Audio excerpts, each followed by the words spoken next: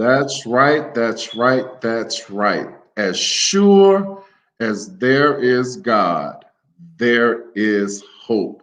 And tonight we have a special show coming from you guys for you guys tonight on the Self Checkout Show. And tonight, our message tonight for each of you watching is that there is hope. As sure as there is God, there is hope. That's a classic song from Reverend Milton Bronson and the Thompson Community Singers from right here in Chicago. We are so glad to have you guys joining us here tonight. Whether you're joining on Facebook, Periscope, Twitter, YouTube, wherever you're joining, thank you all so much for tuning in to the Self Checkout Show. And those of you all that watch the replay, we want to say thank you. We appreciate you. Ladies and gentlemen, I am glad to be here tonight. Good evening. My mom is already on. Hey, mama. Hey, mama. Good evening, Adam. Glad to have you on tonight. You guys, as you come in, if you don't mind, whatever platform you're watching it on, be sure to share this live broadcast with someone tonight, because we're going to give out a lot of hope tonight.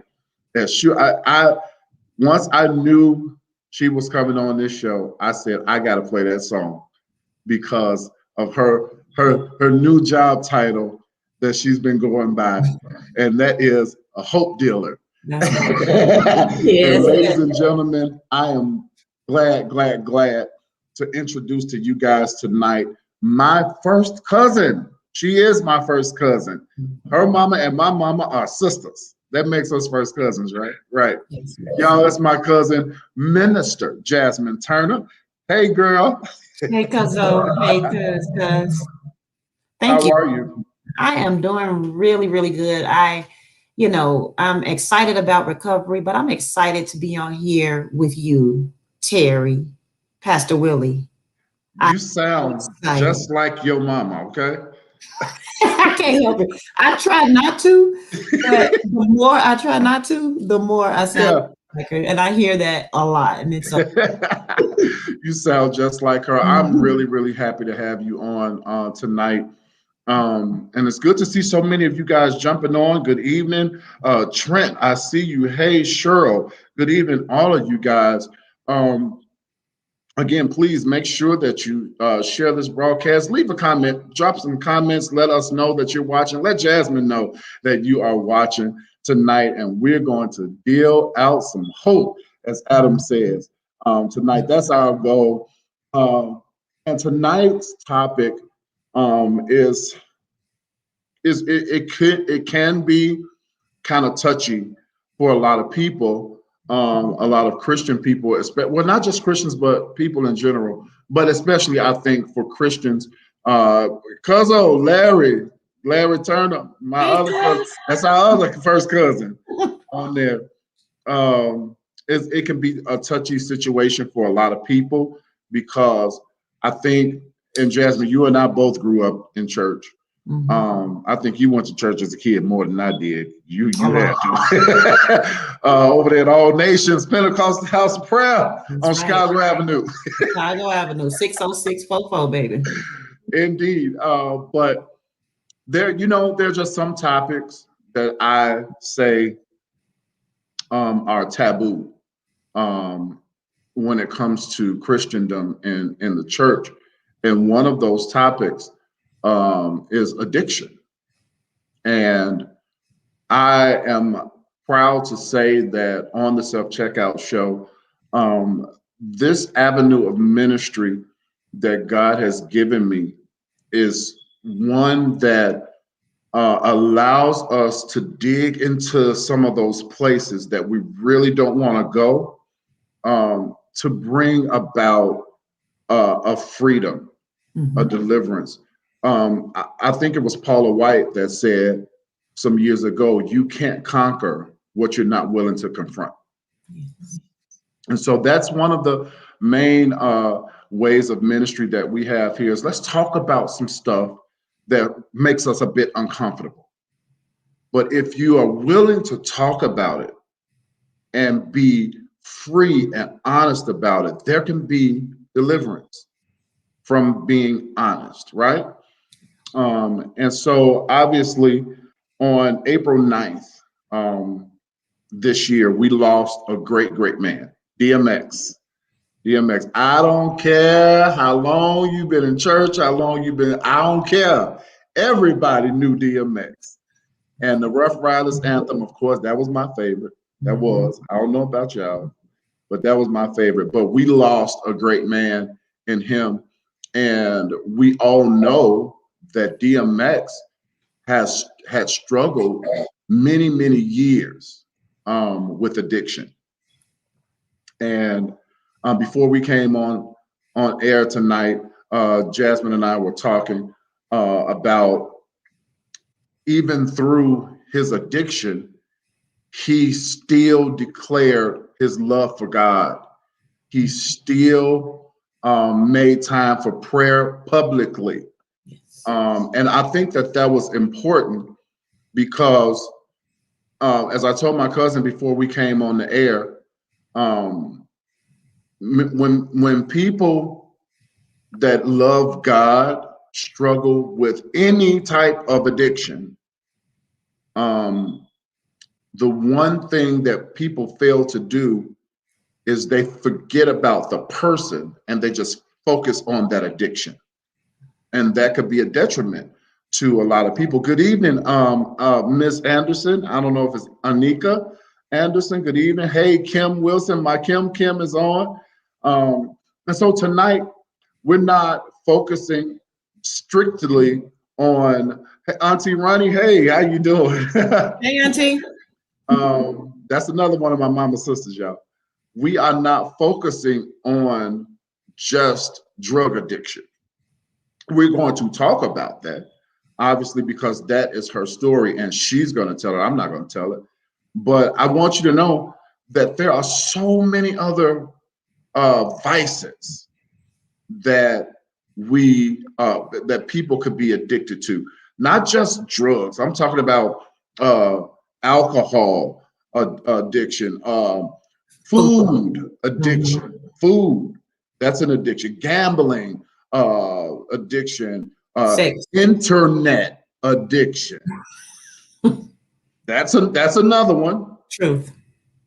Shopping addiction, which is one I might need to be checked out for. I'm on the fence about that one. Sex addiction. Look, there, yeah, right, Kim. Soda pop. There's so many more addictions out there, and we can go on and on and on talking about them. So, and the reason for me pointing that out, that could be an addiction to gossiping, right? That could be, and all addictions are not necessarily bad, so to speak. You could be addicted to watching TV, you know? But my point for bringing that up is that we cannot just focus on the one. There are many, many others, and all of them are not really healthy for us. But tonight in particular, this was important to me because, like I said about DMX, he obviously, clearly, I don't care what you say about him, he loved him some God. And because we are first cousins, we obviously we've known each other all our lives. I know that you love God, and you know that I love God. Yes. You've seen me struggle with some things, right? And I've seen you struggle with some things. But the great thing about it all, like that song I played when we came on the air, there is hope. There is hope. And I found it. You found it.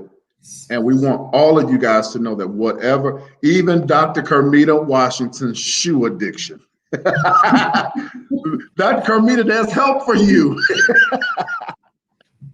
Good evening, Dr. Kermita. Thank you for joining us. Zaria, thank you so much for being on with us tonight.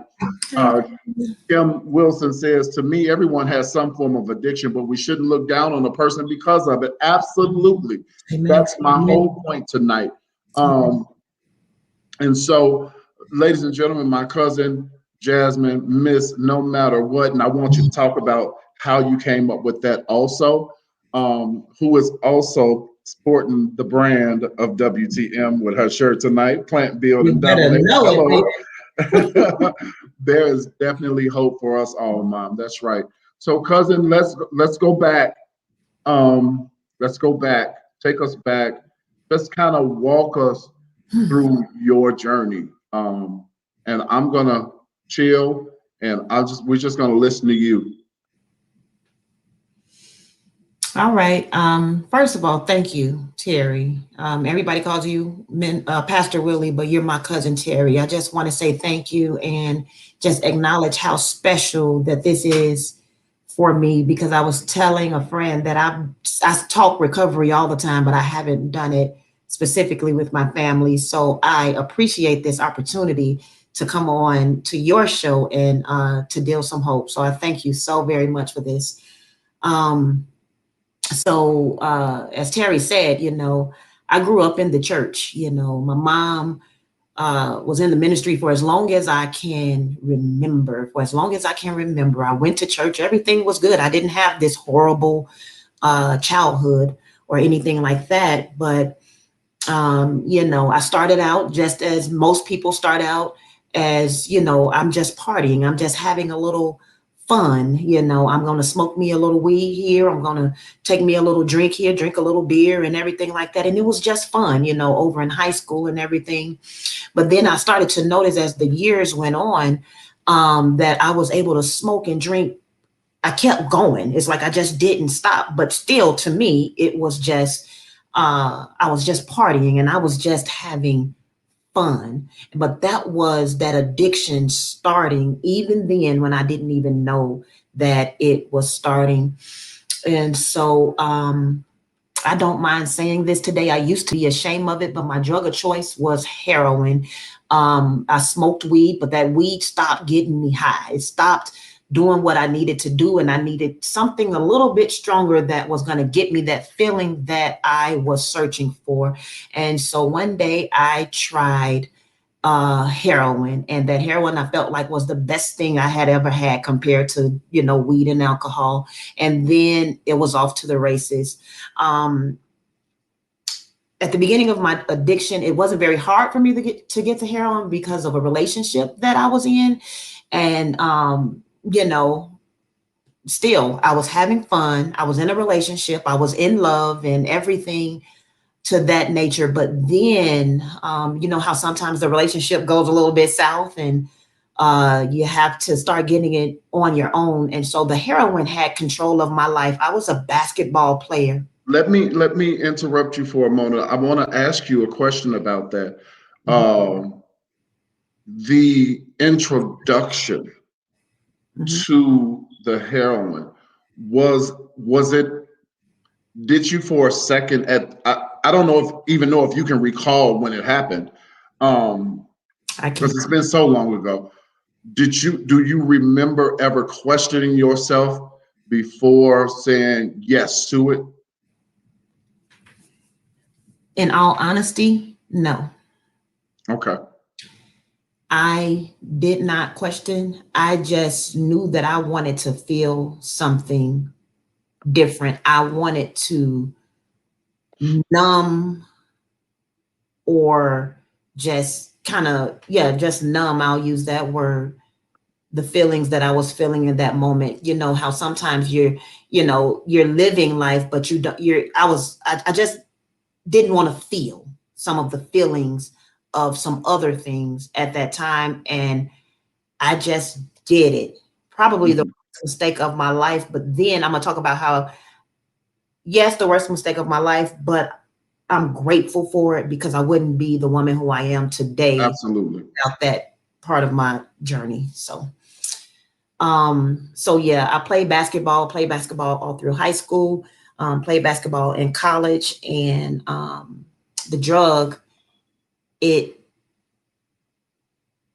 I lost scholarships, I lost friends, I lost relationships with family. I just the drug became number one. The drug, and what I call it today, the drug became my first love over myself. And I started to do, once that relationship went south and I needed to get that next one, I started to do whatever it took, whatever it took. Some, my family knows some, and my family don't know everything. Only I know deep down on the inside some of the things that I And guess what? They don't need to know. sure don't, because I'm not finna say it on this Facebook Live or whatever live this is. I'm not gonna do it. But anyway, life had just gotten so bad where, and after losing scholarships and everything, that had just became my way of life. And I had came to the point of this is the way I am going to die. And I did not care. But in 2007, got pregnant. Hold on to 2007. Okay. You said that you came to the conclusion that this is the way you were going to die, and you were just all right with it. Yes. And I wanted to stop you right there, because to those of you guys that are watching, I'm telling you, and I know what I'm saying. If it's not you, it's someone you know. I think we all have someone in our families that's struggling with an addiction, whether it be drug addiction, alcohol, whatever. But you have to understand, I want you guys to listen to what's being said. She said that at that moment in her life, Pastor Martise, hey, how are you? At that moment in her life, she felt that this is how she would die, and she didn't care. That, my friends, is exactly what the enemy does. That's how he plays with our minds when we are entangled with these various addictions. I just wanted to pause a moment to point that out. And you can go ahead from there. You were going into 2007. Yes, in 2007, I had, I had my son Manny, and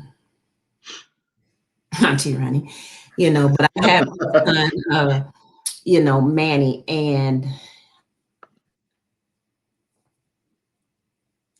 when I found out I was pregnant, and this is I'm sharing this on here, but I'm sharing this in the hopes that it helps somebody. When I found out that I was pregnant,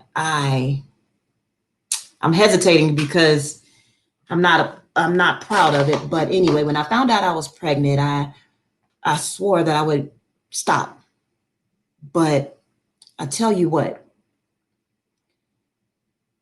the disease of addiction, it's powerful.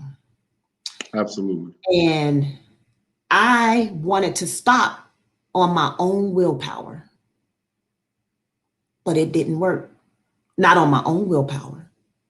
I was trying to do it all by myself, and I used through some, not all, but some of my pregnancy.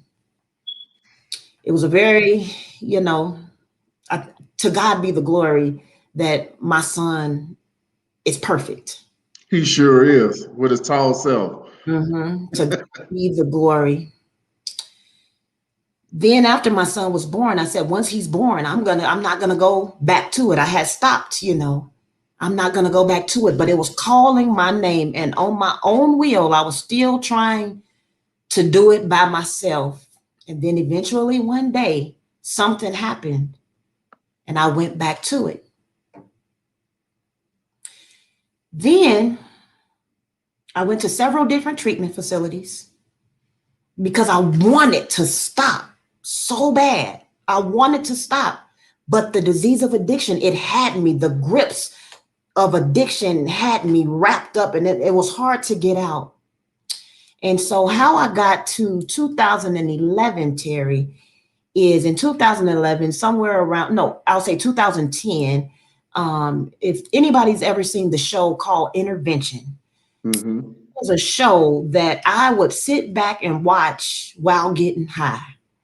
And I said, God, I love the way that they, call the people, and they come out and everything. And then, they get super duper high. Then they do an intervention. And then you see them some months later clean and in somewhere real beautiful, right?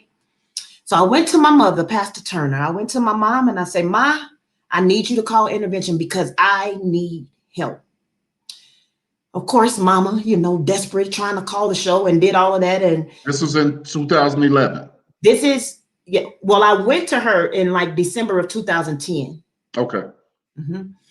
And I told her, I need help, call intervention. I will play along with it. I will act like I don't know nothing. I will go and get high as ever, as long as they take me off to somewhere nice and pretty so that I can get help. So she didn't get through the intervention. She came back to me around March of 2011 and said, I found a place for you. Now, let me say this. In Chicago, I tried several different treatment centers. I tried Women's Treatment Center, Brandon House, Haymarket. I can't even think of all of the different treatment centers that I tried there in Chicago, but I wasn't ready. I wasn't ready on the inside. So I tried those places, and mom came to me, in March of 2011 and said, okay, I found this place, but it's in Georgia. And so now this is 4 months later. I'm not in that same spot like, okay, mom, I need help. I'll go to intervention. I'm not in that same mindset because I'm still getting high. I'm probably getting higher than I was at that time because I was going deeper into that pit of darkness. But deep down on the inside, yes, I did still need that help, and I wanted that help. And so I procrastinated, and I said, tried to push it off, as long as I could. I knew I needed to go. I said, Ma, I kept coming up with excuses to stay another week. And one time I said, Ma, I need to hear you preach another week. Can I please stay? And then I would go to church. And if anybody know the area, my mom's church was on 13th and Karloff, and I would run down the street to Roosevelt and Hamlin, and I would grab a couple of bags, and then I would run back to church. Okay. Then I would run back to church and live two different lives. But then, those lives started to collide, and then the one just took over. But anyway, so eventually I got on a Greyhound bus on April the 11th of 2000. You want to say something, cuz? No. April the 11th of 2011, my son had just turned 4 years old, brand new 4 years old. A mini suitcase, got onto a Greyhound bus, down there, downtown Chicago, got on a Greyhound bus. My mom gave me $30 about 30 seconds before the bus pulled off, because she know if she would have gave me the $30 before, I would have zoomed off to try to get one more. I came down here to Atlanta. So I feel, I came down to here in Atlanta, and I came to this treatment center down here in Atlanta. It's called Right Side Up. And I started a new life. But when I got here, everybody was so country and everybody was speaking. And I said, I'm going to be here for about 30 days and I'm up. I'm out of here. I'm not going to, when you're in the moment or whatever.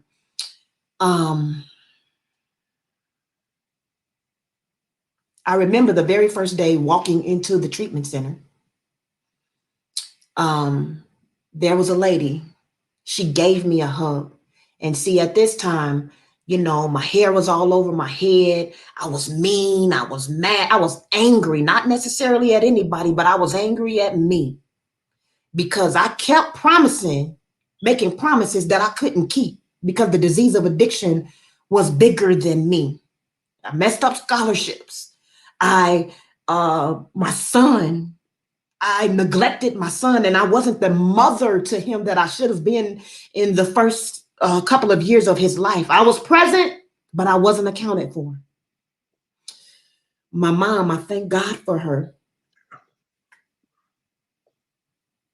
for helping me with my son. There was times that my son didn't want to be around me, Terry. He would squeeze on to my mother, begging her not to leave if she had to go preach or go to the store or do whatever. If I was over to the house, if I came home, he didn't want to be with me. But anyway, I don't know if it's the question you're asking me. But I stayed at the Right Side Up Treatment Center for 365 days. People say, why did you stay that long at a treatment center? And I'll tell you why. Because I had learned behavior of being an addict. It was learned behavior. I knew what to do and how to do it. And I had learned that and did it for many, many years as to where it came like the back of my hand. And I wanted something different. I wanted something better for myself and for my son, most of all. So I stayed so I can learn some new behavior. So I can learn a new way to live, how to parent, how to be a mother for real, be both present and just accounted for and functional in his life. Amen. So I stayed, and straight from there, I went to another program. I didn't have it yet. I didn't use for 1 year. I used heroin for many years, smoked weed for many years, drank for many years, and other things. Anything that would take me out of my mind so I didn't have to deal with reality. Okay.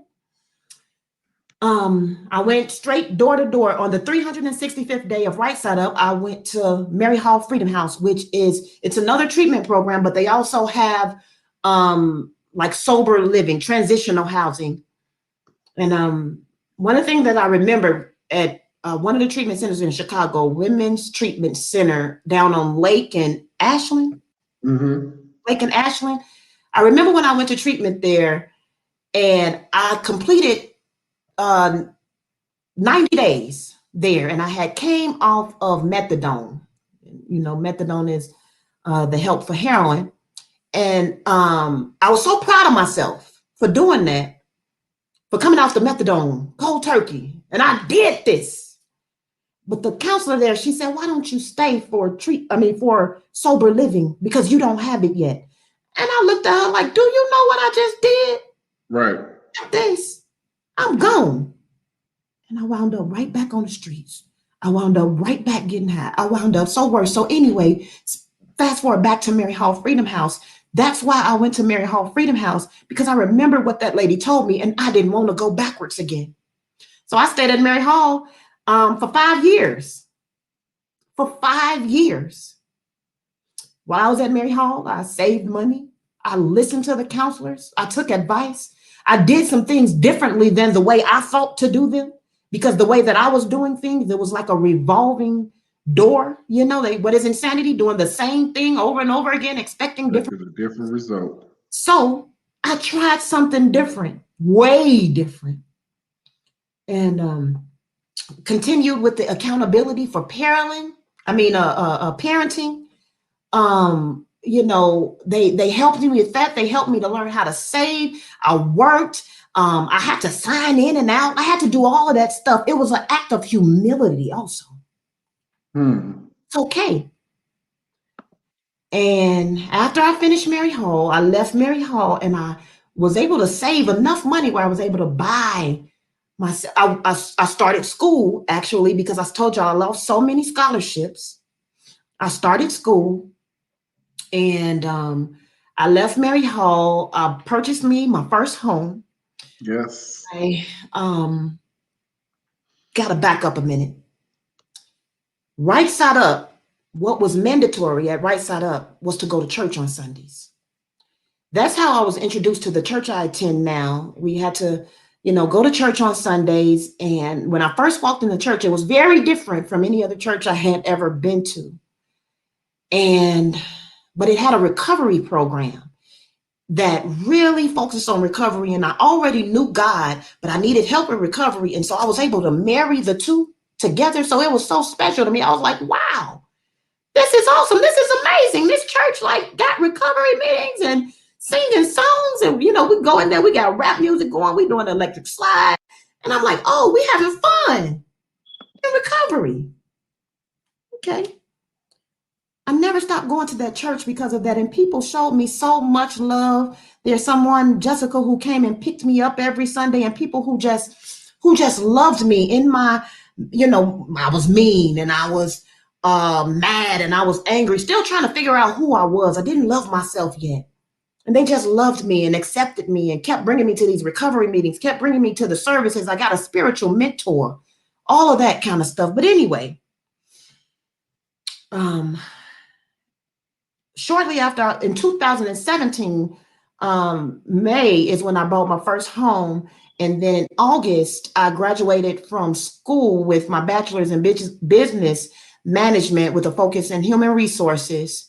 And the only reason I'm saying all of this is because if there's someone who you may have started school at some point and whatever addiction might have caused, or it ain't even got to be addiction, you haven't finished, there is hope and it's not too late. There is hope. There is hope. And I am doing my best not to cry right now. Because this is just so amazing. And the one thing that really got me just a minute ago, and I want you all to listen. She went to this church and she said they loved her right where she was. And that's the part that we sometimes struggle with, because we have a tendency sometimes. Before we came on air, I said to Jasmine, I said, unfortunately, sometimes Christians can be so mean and judgmental. And when a hug, you just don't know. Save your judgment. Sometimes something as simple as a hug could save somebody's life. And she went, and you spoke of Jessica. Is this Jessica that's on tonight, Jessica Taylor? No, but Jessica, Okay. speaking of Jessica Simmons, but Jessica Taylor is a birthday angel who loved on myself and definitely on my son when we first arrived as well.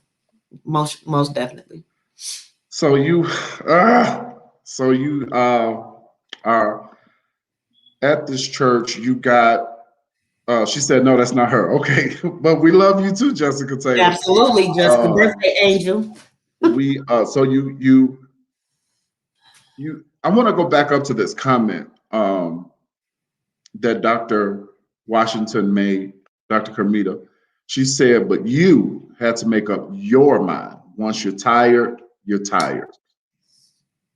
And I'm thinking to myself at that moment you spoke of going to Auntie saying, call the show or whatever. Would you say that that was the moment that you knew you were tired? Yes. In addition to one winter, Terry,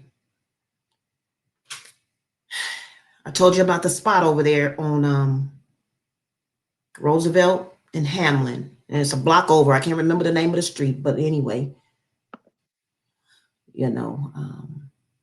wintertime, dead Chicago cold. Yeah. I didn't have a car, but I made my way over there because at this time we lived in the suburbs. Mm-hmm. My way over there to that spot. And I had on flip-flops, Terry. And it's snow. It's freezing. But see, I'm so not at myself that I'm out there and it wasn't ready yet. What I went there for wasn't ready yet. And yep, Springfield and Roosevelt. It wasn't ready yet. So that gym shoe boy told me to go and stand at the other side of the block until it was ready. And I did exactly what he said, like he was my father or something, or like an authority figure in my life. And I was walking down the street and I looked down at my feet and I saw snow and ice and my feet out in flip-flops. And what in the world, Jasmine? It hit me on that day, like something's got to give. I still got what I went there to get. But even the way I was dressed, the way I submitted to that drug dealer, and just my whole mindset on that day. And I went home and I cried while I was getting high. Because I didn't really want to get high, but I didn't want to get sick either. Because, heroin is a physical drug. So That is what helped to lead me to talking to my mom about calling intervention. And yeah. Um, what an amazing journey. Um, the the thing that catches me is that, and for those of you all that hasn't paid attention to, you have not paid attention to my caption. This is my first cousin, my blood cousin, and that's why it's extra special to me to hear her talk about this. And I just really, really, really thank God for your life, because you know what? Let me get myself together here. I'm glad to say that through all of that, whenever Jasmine came to Tina's house, because at the time I was staying with my sister, it was nothing. It was, that's my cousin. Come on, girl. You know, that's what it was. And you and Tina had such a special bond. Um, and it's just amazing to hear you tell this story. And Kim Wilson says that she's going through something similar with a family member, and this has given her a lot of understanding. And so, therefore, our job is done already because somebody was helped. And this is what this is all about. We have to really, really take a look at ourselves, and be able to recognize I'm in too deep. I need some help with whatever it is. Mine wasn't drugs. Mine was a relationship. Y'all ain't saying, look, I act like I'm in church, Go ahead and preach. but mine was a relationship. And until I got tired, I stayed in it. Almost lost my life, but I stayed in it. Until you make a decision to be free, you won't be free. Mm-hmm. But you made a decision. And that one decision, even though it was a journey, years, right? You were at the one place, you said, in Atlanta for 5 years. Mm-hmm. But through that, you went from walking the streets in the wintertime. You went from that to now being a homeowner. How incredible is that? That, my friends, is the power of the grace of God. Yes. That's what that is. And I'm telling you, everybody, I'm telling you, no matter what your struggle is, nobody is better than the other. Nobody is worse than the other. No matter what your struggle is, there is hope. As sure as there is God, there is hope. My cousin is a witness. There is hope. There is hope for you. Freedom doesn't happen until the pain becomes unbearable, is what Minister Kathleen said. So you go and you done got yourself a whole home down there. Yeah. You got a whole house. God is so good. I want to mention this, that about no matter what. Is it okay? I was going to ask you about that. Yes. So when you just said no matter what, I want to clarify what I just did. When you just said no matter what, I did like this. And a lot of people don't have no idea what I'm doing. I am not throwing up gang signs. Okay? So I want to clarify it, Miss No Matter What. So I give back. That's how I continue to stay clean, is because I give back. And I went to, this was about maybe 7 or 8 years ago, I went to the treatment program that I first came to.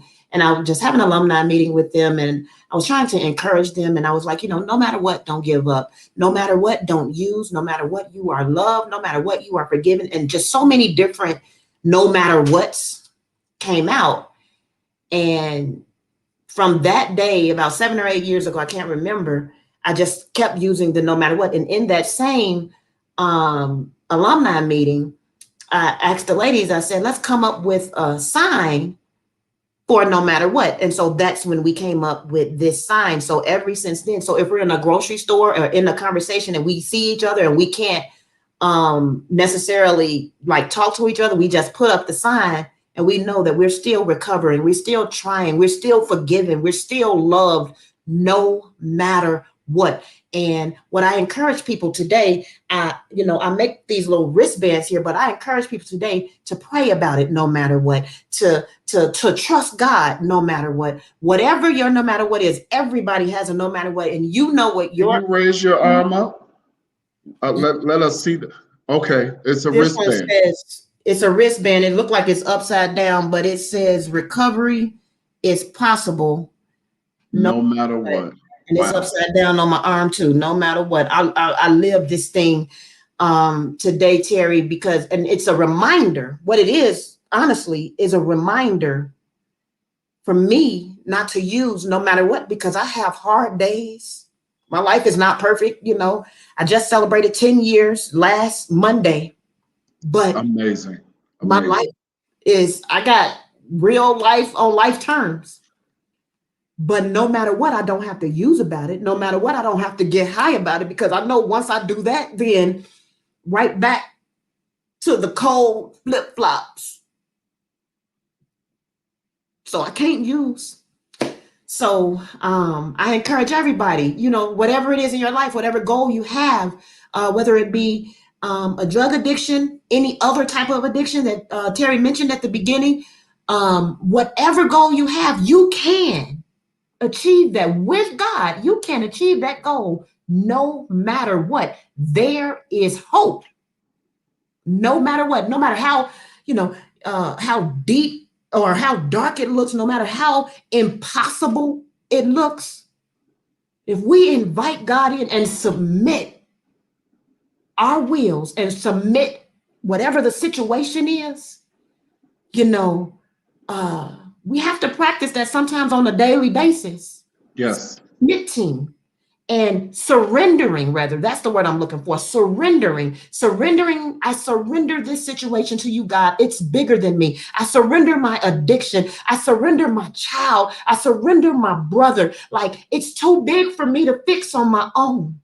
So Lord, I give it to you. And I practice that on a daily basis. Different situations that come up in my life, God, you and I together, not me alone. But I give it to you and I ask you, Lord, help me. I surrender.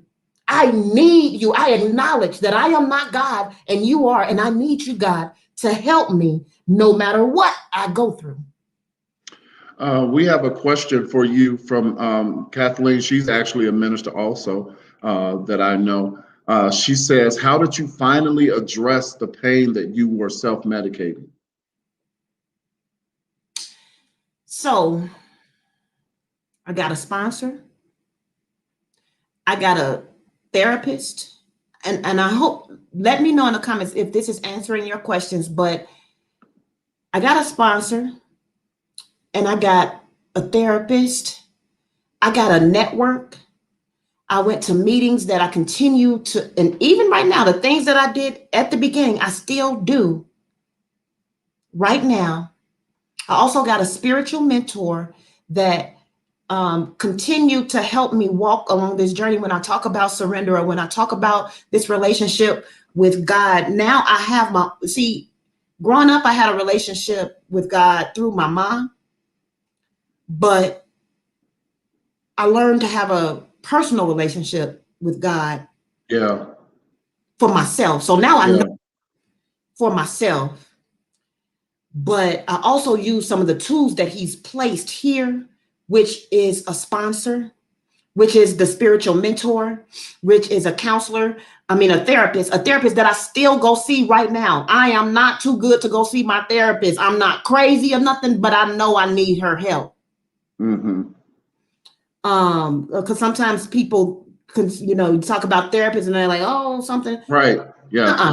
I need her so that I can release this stuff so I don't Yes. get high, and I continue to address it, ma'am. I forget who it was. That's Miss Kathleen. Yes, Kathleen. I continue to address it. So the same things that I did at the beginning of my recovery in 2011, I still have to do those things now. I have to call my sponsor. We have a weekly call set up where I still have to call my sponsor. I fall off sometimes. I'm not perfect. I fall off from doing that, but then I have to check myself and humble myself and pick that back up. And I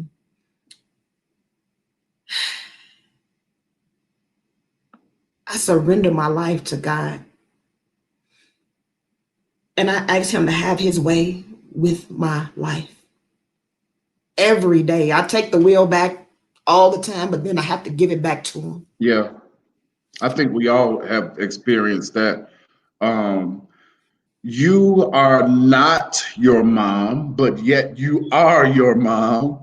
Um, I'm listening to you the whole while we've been talking, and I just hear Auntie talking through you. And I said that for a purpose. Um, Knowing her, she was in the position where she had to watch her child struggle and go through this addiction. What would you say to a mother who is watching her child struggle with this?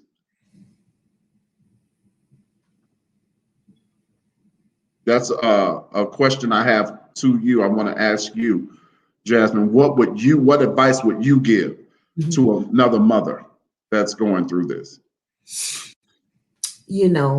Just like I was just talking about the surrendering this thing that you have hope for, and this your child that you love, your child that you have all of these like aspirations for, you dream about what your child is going to be, you surrender that over to God. Don't stop praying, don't stop believing, and don't lose hope. As long as that person is breathing, as long as your child is breathing, there is hope. There is hope. I can't really speak honestly for the way what with my mom, but what I can say from what I'm grateful for is that some of the tough love that she gave me, even in surrendering me over, she surrendered me over. And then she said, well, I'm not going to enable you. I'm going to love you and help you in the ways that I can, that is not enabling you, that is not helping you to continue to go on and just feed my addiction. Yeah. And she got her own help. She talked to her own, she had to talk to others to kind of release her own feelings regarding what I was going through. Okay. Some of it I don't even know what she did, but I do know she never stopped praying. And she, like, y'all will remember Helen Baylor that said, I got a mother. Well, I had a praying mother. Yeah. No, that was down on her knees praying and asking God, and she surrendered me over to God. And it's hard, Terry, for me to give Yeah, I get it. Yeah. I mean, because you haven't experienced being the mother in that situation. So I totally understand what you're saying. Kathleen also says it's different seeing it from a family perspective. The pain that a heroin addict goes through hurts. Kim says, as a mother, I've joined groups, and she prays all the time. That is essentially who I asked that about, Kim. who has made it no secret. It's public. She posted it herself in the comments that she is a mother who is struggling watching one of her children go through this. So I do say that this was definitely ordained by God for you to be on here tonight, for us to talk about this tonight, because you never know what another person is going through, and you don't know to what extent that they are going through it. So, Kim, I'm going to, because Kim is my friend, I know her personally. I'm going to find some resources for you, even if I have to reach out to Dr. Kermita, who this is her area. This is one of her fields that she's in professionally. This is what she does for a living. I can reach out to her, and if there are any tools I can get from her to give to you, I will do that. Or maybe the two of you can connect and talk. I don't know, but the end result, ladies and gentlemen, is who you are looking at right there. 10 years plus. 10 years plus. Not just free from addiction, but delivered. Yes. That's important for a Christian to know and to say and to claim. And even after 10 years, I hear you saying, I still have to do this that I did before. In year one, I still have to do that in year 10. And that's really, that I think that's super, super important. And that even after 10 years, you are still accountable to someone else. And that is for your own sake. Yes? So absolutely, praise God for 10 years free and delivered.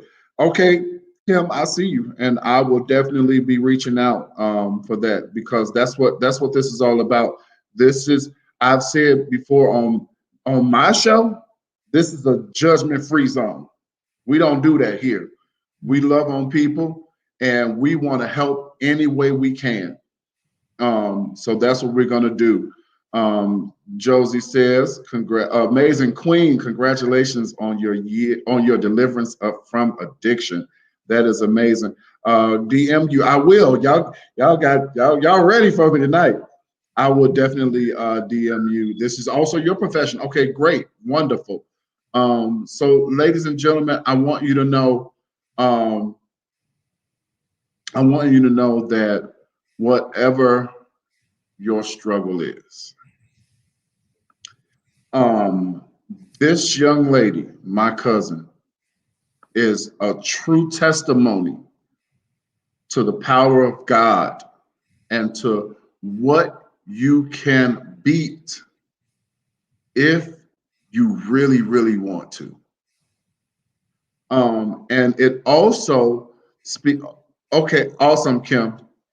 It also speaks to the fact that Christians who go to church, who love God, are not exempt from this or that or anything else, because we are human beings, and we have human feelings, we have emotions, we have struggles, we have all this stuff that we have to deal with and fight day by day.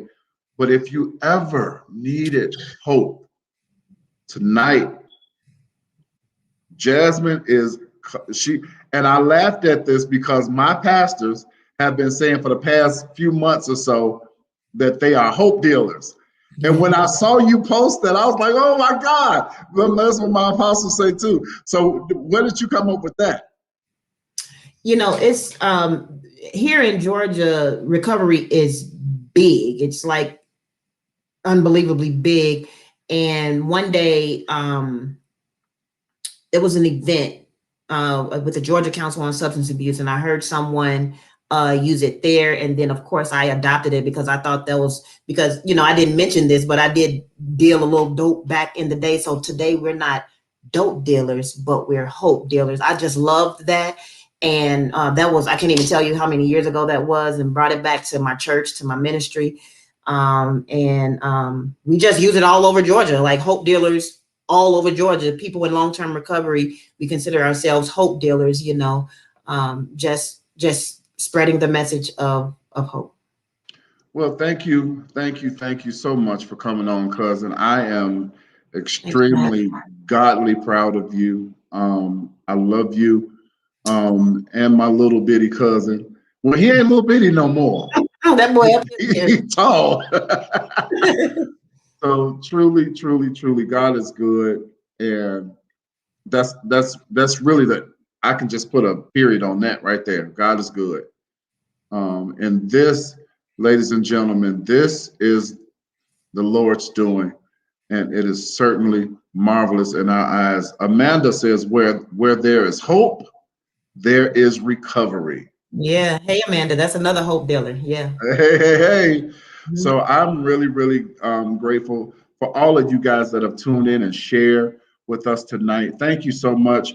I've been doing my show for over a year, and doggone it, tonight was the first night I cried on my show. Terry, That doggone Jasmine. Terry, I appreciate you so very much for just this opportunity. And again, my cousin. And see, you saw it in the addiction. You saw me. And I'm grateful we can do this now. Now, Because you know, Terry, yeah. don't go there. But I'm so grateful. To God be the glory for the things he has done. Dr. Kermita says, write the book. This is the second time she said that tonight. I think that may be prophetic. So write the book.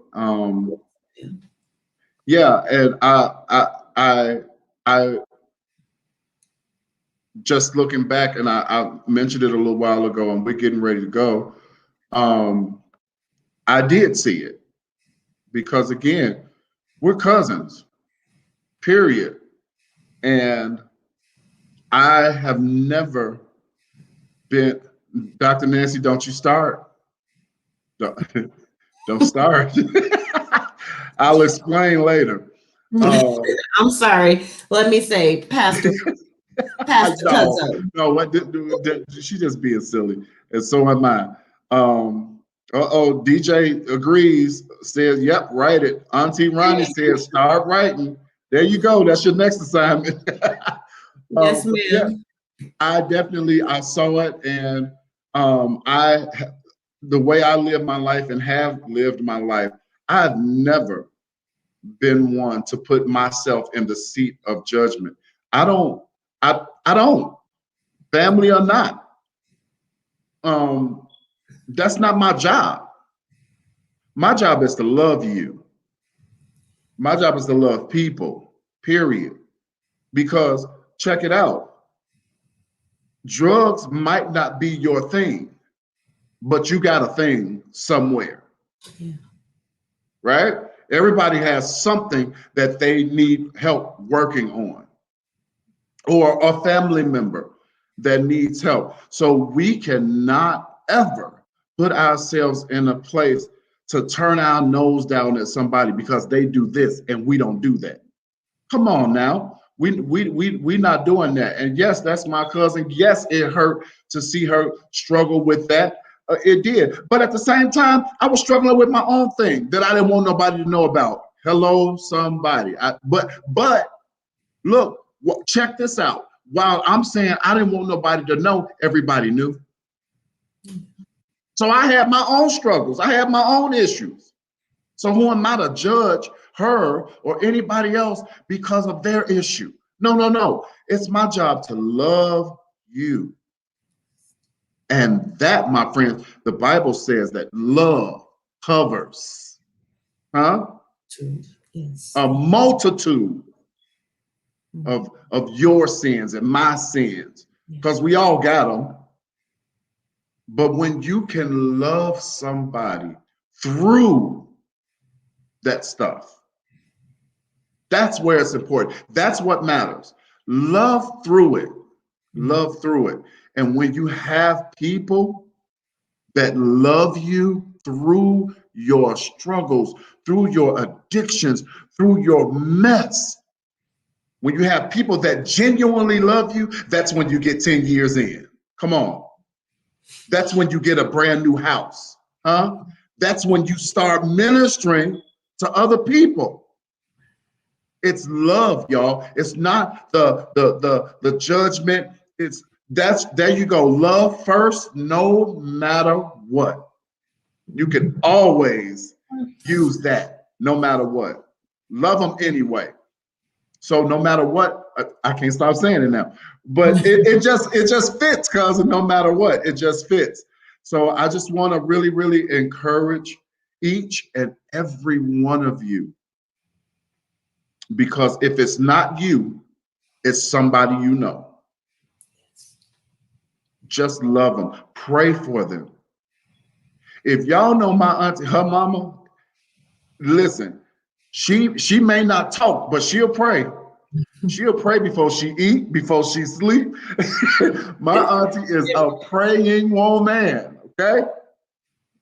And I'm laughing, but seriously, it's the Bible. The Bible says that the prayers of the righteous availeth much.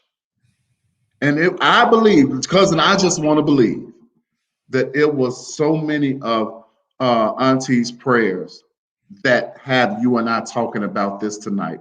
Yes, absolutely. No matter what. Thank you, Minister Kathleen, for joining us tonight. That's right, Mama too. I can't tell it. I'll let her tell it one day. But we know. But it's love, y'all, and it's unconditional.